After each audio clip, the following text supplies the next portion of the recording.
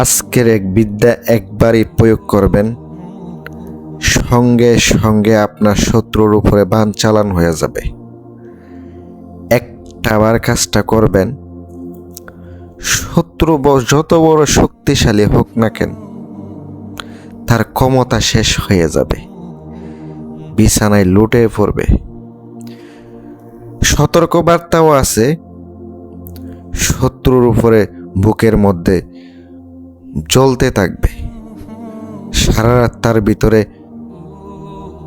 কোনোভাবে শান্তি চলে আসবে না, রক্ত উঠবে একবারে। মহা শক্তিশালী বান মারার জন্য আজকের এই বিদ্যা। আসসালামু আলাইকুম ওয়া রাহমাতুল্লাহ। আমি সাইফুল কবিরাজ। প্রত্যেকবারের মতো আজকে একটা ভিডিও নিয়ে আসলাম।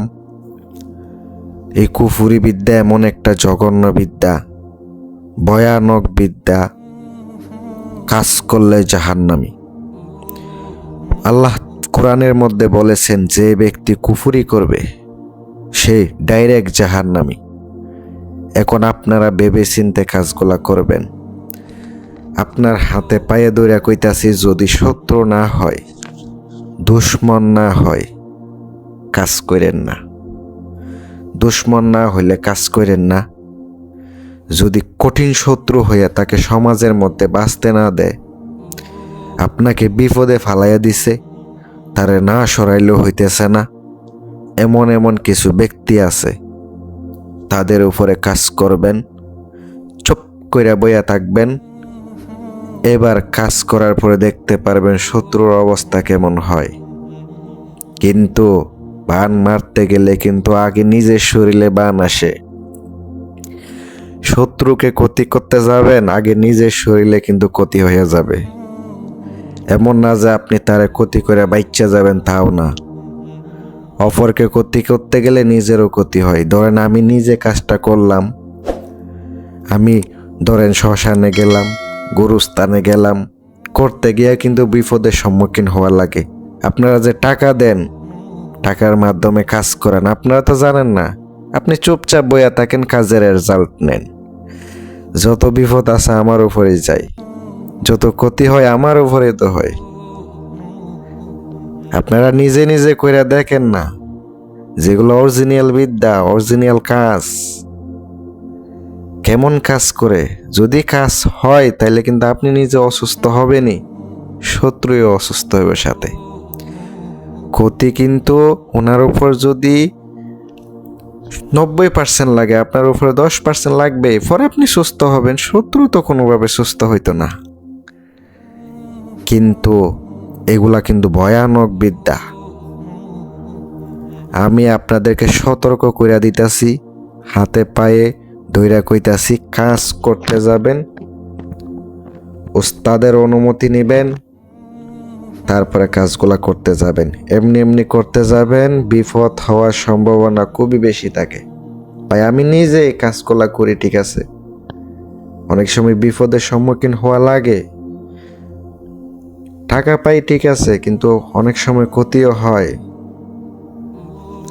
নিজের কত সেফটি করে রাখতে হয়, আসন বন্ধ করতে হয়, নিজের শরীর বন্ধ করতে হয়, বাড়ি বন্ধ করতে হয়, এগুলা কইরা পরে কাজগুলা করতে যাইতে হয়। এগুলা তো বাসায় বসে করা যায় তা না, বাড়িতে করতে গেলে কিন্তু আবার পোলাপাইনেরও ক্ষতি হয়। এমন হয় নীরব জায়গায় বসে শনি অথবা মঙ্গলবারে কাজগুলা করলে সব থেকে ভালো হয়। যদি অমাবস্যা পান, সূর্যগ্রহ চন্দ্রগ্রহ সময় কাজগুলা করতে পারেন, বন্দুকের গুলির মতো কাজ করব। বন্দুকের গুলি যেভাবে কাজ করে, ওইভাবে ছুট্টা যায় একবারে ঠাস করে লাগবো। আপনি যখন কাজগুলা করতে যাবেন, আগে স্বয়ং সিদ্ধ করে নেবেন, বাক সিদ্ধ করে নেবেন, ঠুটস্থ করে নেবেন। কাজ করতে গেলে যেন থমকে না যান, মুখে জড়তা যেন না আসে। মুখ দিয়া বাক্য বাইর করবেন, সঙ্গে সঙ্গে মনে করবেন যে শত্রু। শ্মশানে যাবেন, মাটি নিয়ে আসবেন সে জাগ্রত কইরা, কবরস্থানে যাবেন, মাটি আনবেন জাগ্রত কইরা। 3 রাস্তার মাটি আনবেন। তারপরে আপনাকে একটা পুতুল বানাইতে হবে 1 শনিবারে। কলা পাতার উপরে রেখে রৌদ্রের মধ্যে শুকানো যাবে না, ছায়ার মধ্যে শুকাইতে হবে। পরবর্তী শনিবারে আপনি সোনামুখী সুইও পারবেন, আর চাইলে আপনি ময়না কাটা পারবেন। বিষাক্ত সাপের কাটা হইলেও সব থেকে ভালো হয়। সাপের কাটা কই পাবেন? যদি ওই কাটা সংগ্রহ করতে পারেন তাইলেও ভালো হয়। মাত্র 21টা আপনাকে সাপের কাটা সংগ্রহ করতে হবে। অনেক টাকা দাম নেবে, তাও শত্রুর পরনের কাপড় সংগ্রহ করতে হবে। আর আমি যা কাজ করি কোনো কাপড় দেওয়া লাগবে না, নাম বাবার নাম দিলে এর উপরে কাজ করে দিই, কিন্তু খরচ হবে।